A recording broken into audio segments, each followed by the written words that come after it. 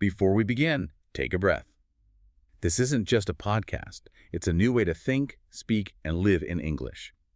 Welcome to Confident Podcast, where words flow, confidence grows, and every sip brings you closer to fluency.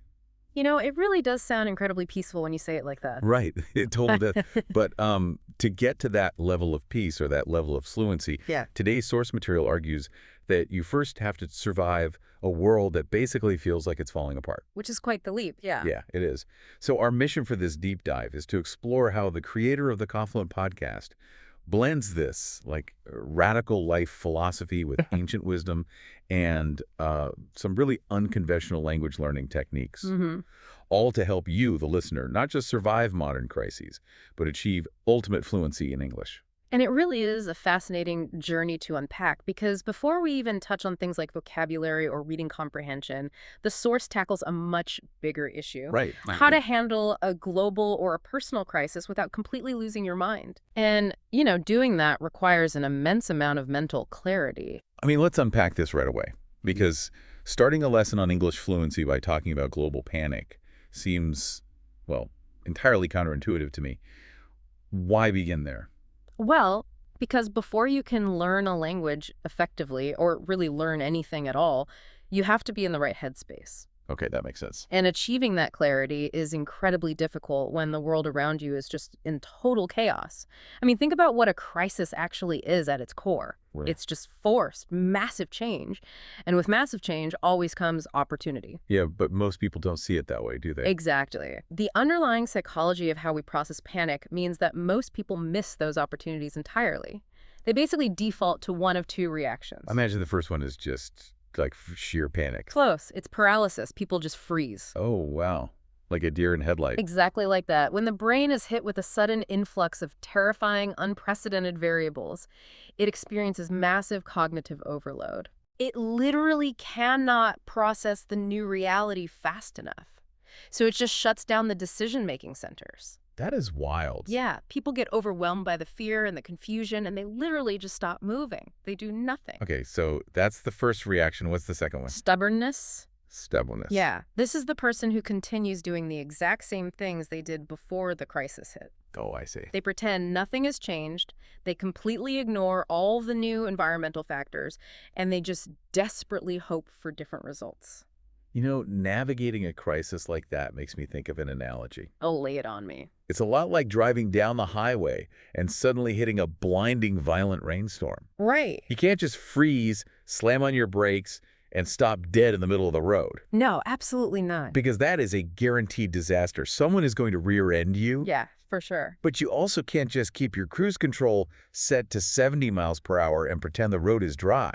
That's a perfect analogy. And to push that even further, if your cruise control is set to 70 and the road is literally flooding, stubbornness isn't just silly, it is actively fatal. Right, exactly. You have to actively adjust to the environment. You change your speed, you turn on your wipers, you grip the wheel differently. You have to adapt to the new reality. Totally. Now, to understand how we are supposed to navigate this modern storm, we really have to look at the highly skeptical views presented in the source regarding the modern media landscape. Yeah, he goes pretty hard here. He really does. He uses some highly polarizing examples, like he calls recent global health crises a, quote, fake virus. Right. And he aggressively labels mainstream news, specifically calling out CNN as fear pornography built entirely on lies. He definitely doesn't hold back. And, you know, we need to pause here for a second just to be completely clear. Right, absolutely. For you listening, we are strictly reporting what's in the source material. We are absolutely not taking a side on those specific political or medical claims. No, not at all. We are entirely neutral here. We're just pointing out his stance to illustrate his broader point. Exactly, because regardless of where you stand on those issues, his underlying psychological premise is really worth examining. Which is what, exactly? He believes that people are far too easily distracted by the noise of the media, and there is a very real psychological danger to that distraction. Is the cognitive drain, right? Precisely. When you give your mental energy to external panics, you know, debating the daily news cycle, doom scrolling, or worrying about global statistics that you literally have zero control over. Which we all do. Right, we all do it.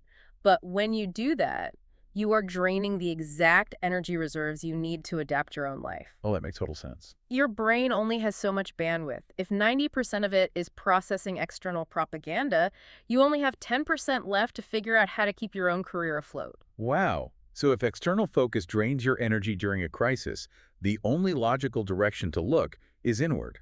And interestingly, to explain this inward shift, he doesn't use modern psychology. No, he goes way back. Yeah, he pulls out a 2,500-year-old manual, specifically verse 19 of the Tao Te Ching, written by Lao Tzu. Which is basically the original anti-hustle culture manifesto. Right. And the historical context of the Tao Te Ching is incredibly relevant here. It was written during a period of intense chaos and warfare in ancient China. Yeah, it was literally designed as a philosophical survival guide for a world falling apart. So from this specific verse, the source identifies 4 fundamental superpowers that you can cultivate during a crisis. Let's walk through these because they push back really hard against everything modern society tells us to do. Let's do it. So superpower number 1 is to recognize simplicity. What does that actually look like in practice? It is essentially about minimizing the surface area of your problem. Okay, minimizing the surface area. I like that. Yeah, living a simple life naturally protects you from complex issues. If your life is a tangled web of obligations, maxed out credit cards, and dramatic relationships. Basically modern life. Right. If that's your life, every external crisis hits you tenfold. Simplicity acts as a shield. That makes a lot of sense. Okay, superpower number 2 is to cherish purity. The source frames this as cultivating real internal goodness rather than fake external goodness. And he goes incredibly hard on what he calls ostentatious benevolence, or, virtue signaling. Oh, he absolutely tears into it. He uses Hollywood celebrities as his prime example. Right. He points out famous actors who donate to charity solely so they can post about it on social media. They want the photos, they want the praise, and they are basically prioritizing their own ego over true, quiet goodness. But, let me push back on this slightly. Sure, go ahead. Because I think there is a bit of a gray area here. Isn't it just human nature to want a little recognition when we do something good? Yeah, I suppose it is. Like if a celebrity's post encourages 10 other people to donate, is it really that toxic to want people to know you're helping out? That's a fair point. To me, the extreme virtue signaling he's warning against is like a flashy neon billboard pointing to a store with absolutely nothing inside. Right. It's all marketing, but there's no actual inventory. That's a great way to put it. And the danger of that billboard approach is where you draw your resilience from. What do you mean? Well, when your goodness is just a billboard, it relies entirely on the approval of the crowd.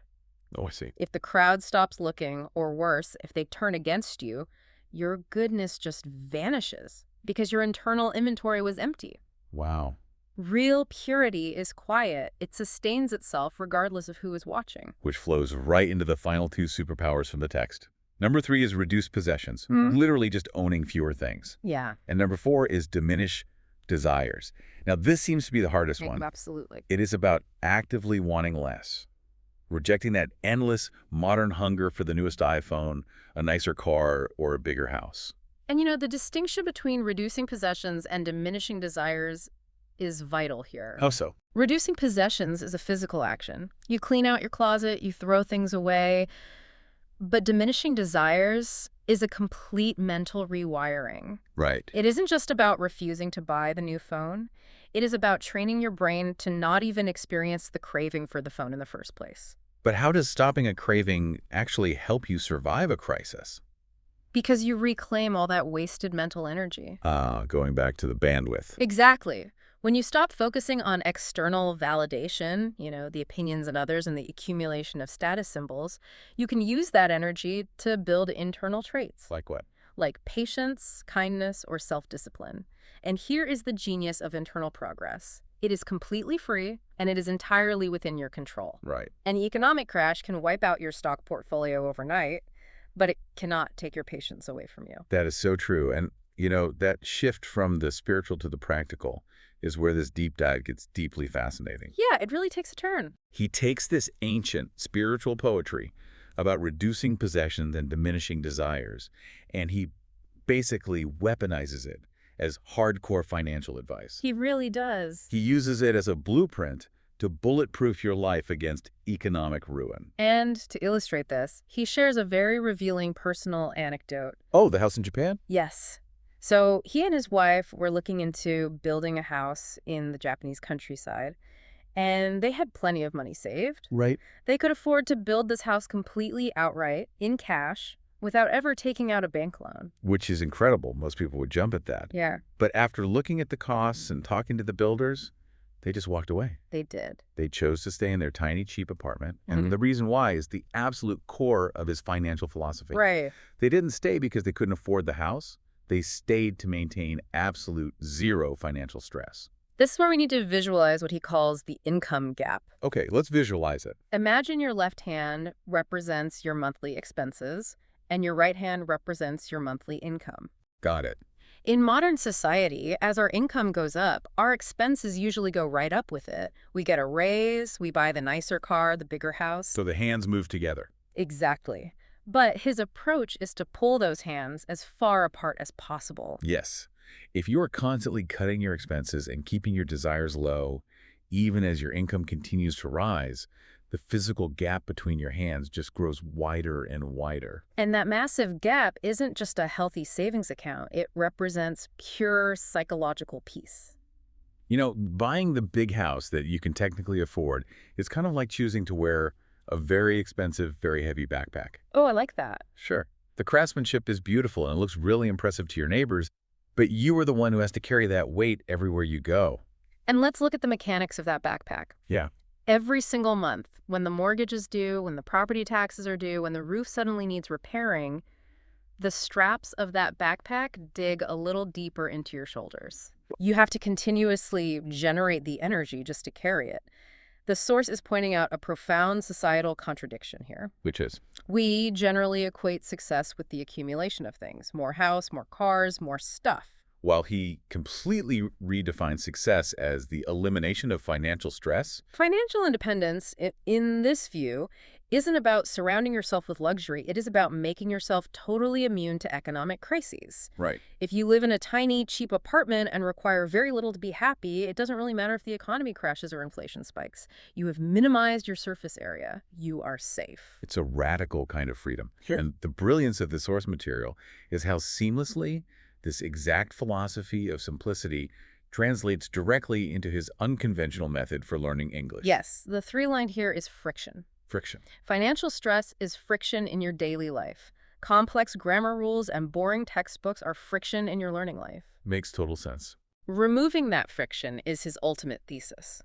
Just as he rejects complex financial burdens, he completely rejects the traditional complex burdens of language learning. He is fiercely against rote memorization. He hates boring textbooks. And he even targets traditional flashcards, including modern space repetition software, or SRS. Let's break down why he targets SRS, because that is considered the absolute gold standard by many language learners. That really is. Everyone uses it. Right. Space repetition software uses an algorithm to show you a vocabulary word right at the exact moment your brain is about to forget it. Scientifically, it is a highly efficient way to force a memory into your long-term storage. But psychologically, it feels like a chore. Exactly the problem. It strips away all context and joy. You are just staring at isolated words on a screen for an hour. Right. He argues that tools like this actually kill your motivation because they are fundamentally boring. Yeah. If learning feels like a punishment, human nature dictates that you'll eventually quit. So, if we throw away the flashcards and the textbooks, what are we left with? Massive, continuous reading. Right. He advocates for a technique he calls the tap and go method, utilizing an e-reader like a Kindle. He shares a story about his own attempt to read the classic novel Don Quixote in Spanish to demonstrate how this works. And the mechanics of tap and go are beautifully simple. How does it work? When you are reading and you encounter a word you don't know, he uses the Spanish word sosiego, which means calm. You simply tap the word on your screen. Right. The dictionary translation pops up. You read it, you understand it in the context of the sentence, and then you immediately keep reading the story. And crucially, you do not write the word down in a notebook. Nope. You do not stop to make a flashcard for it. You just tap, understand, and go. But my immediate thought here is, if I don't write it down, won't I just forget it 5 minutes later? You absolutely might, and that is perfectly fine. Really? Yes. The underlying mechanism here relies on natural, organic repetition rather than forced algorithmic study. To back this up, The source references the renowned linguist Dr. Stephen Krashen and his theory of comprehensible input. Oh, this is a massive concept in language learning. Yeah. How does comprehensible input actually work in this context? Well, Krashen's theory essentially states that we acquire language in only one way, when we understand messages. When we receive input that is comprehensible. Exactly. If you are reading something where you understand the vast majority of the words, your brain can naturally deduce the meaning of the unknown words based on the context of the surrounding sentence. It is basically the 80-20 rule of context. Yeah. You can understand 80% of what you're reading. You can use the story to naturally guess the meaning of the 20% you don't know. Yes. And regarding the fear of forgetting a word, the solution is volume. Right, just read more. Exactly. If you read heavily within one specific topic or from one specific author, say reading a massive stack of Ken Follett's spy novels, the author naturally repeats their own specific vocabulary over and over. Oh, of course. You might forget the word the first time you tap it, but by the fifth time that same author uses it in the story, your brain recognizes the pattern. That makes total sense. You learn the words much faster because you are encountering them repeatedly in a natural, engaging narrative. It is organic, spaced repetition. I absolutely love this approach. Huh. You know, traditional vocabulary memorization is like trying to bench press a dictionary every single day. That sounds exhausting. It is. It is heavy, it is repetitive, it makes your brain hurt, and eventually you're just going to stop going to the gym. Right. But the tap and go method is like going for a scenic hike in the mountains. Oh, I see where you're going with this. You are still getting a massive workout. Your heart is pumping, your muscles are working. Right. But you are so focused on the beauty of the landscape and the narrative of the trail that you don't even notice the physical effort you're putting in. The friction is completely gone. That is a brilliant way to put it. And it raises an important question for you listening. Why do we so often treat learning like a punishment? Why do we insist on carrying the heavy backpack of complex study methods? We really do. The tap and go method proves it doesn't have to be a struggle.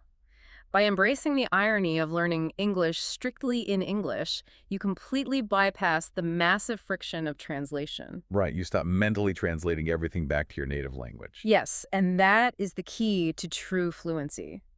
When you are totally engrossed in a story, your brain stops treating English as a math problem that needs to be decoded. Wow. You start actually living in the new language. You are experiencing the emotions of the characters directly through the English words. You're not studying English. You're just experiencing a story that happens to be in English. Exactly. And this brings everything full circle back to that core Taoist philosophy. Whether you are trying to survive an economic crash, find some inner peace in a chaotic, propaganda-filled world, or become totally fluent in English, the secret is never adding more complexity. It isn't buying more status symbols, and it definitely isn't downloading more complex flashcard apps. No, it is about stripping away the noise. It is ignoring the fear-mongering media, lowering your daily expenses, dropping the boring textbooks, and focusing intensely on the simple things that actually work. True fluency, both in how you effortlessly speak a language and in how you smoothly navigate your life, comes from consistent, enjoyable habits. It does not come from forced, stressful discipline. When you simplify your environment, whether that means your finances or your study routine, the friction just disappears. And when the friction is gone, growth happens naturally. I love that. Think about the tap-and-go reading method we just discussed. What if you applied that exact same mechanic to your daily worries? Oh, that's interesting. Imagine if, when an anxious thought or a fear about the future pops up, you simply acknowledge it for 2 seconds, tap it to understand what it is, and immediately keep moving forward with your life story. Yeah. You don't write it down, you don't obsess over it, and you don't make a mental flashcard of your anxiety. Yeah. How much mental vocabulary could you free up for actual joy?